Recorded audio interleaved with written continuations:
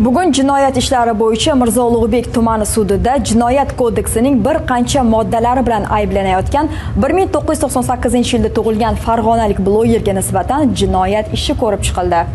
Xo'sh, nega bu bloger javobgarlikka tortildi? Bunga qanday sabablar bor? Sud jarayonidan hamkasbimiz xabar qiladi.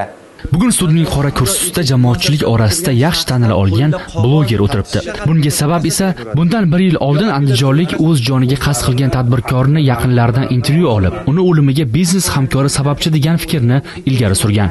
Ozgina faoliyatim davomida xatoliklar qilgan ekanman. Xatolarimga to'liq iqror bo'ldim.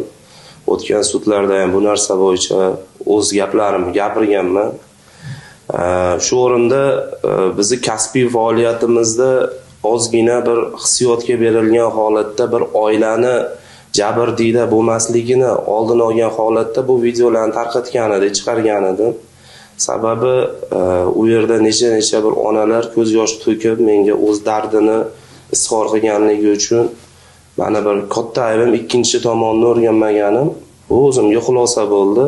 Dalil.uz nomli YouTube ijtimoiy tarmog'iga onalarni dodlatgan mayit, siyosiy o'yin murdalarining hayqirig'i nomli bir necha videolarni joylashtirgan. Aynan ushbu videolarni 5 milliondan ortiq foydalanuvchi tomosha qilgan.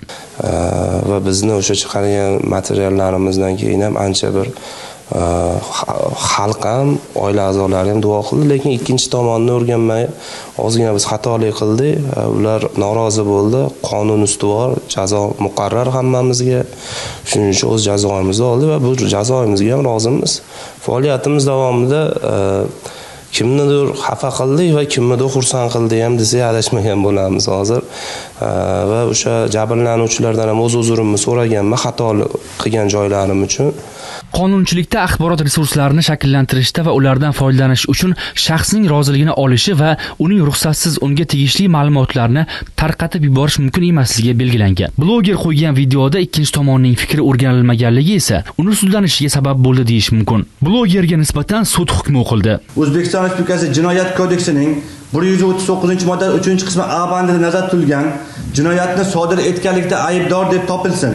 O'zbekiston Respublikasi Jinoyat kodeksining 139-moddasi 3-qismi A bandi bilan Jinoyat kodeksining 57-moddasini qo'llab, bazaviy hisoblash miqdorining 50 baravari, ya'ni 16.500.000 so'm miqdorda jarima jazosi tayinlansin. O'zbekiston Respublikasi Jinoyat kodeksining 45-moddasini qo'llab, 1 yil muddatga blogerlik faoliyati bilan shug'ullanish huquqidan mahrum qilish jazosi tayinlansin. Sayyodbek Qurbonov, Husniddin Ibragimov, Ovoza informatsion dasturi uchun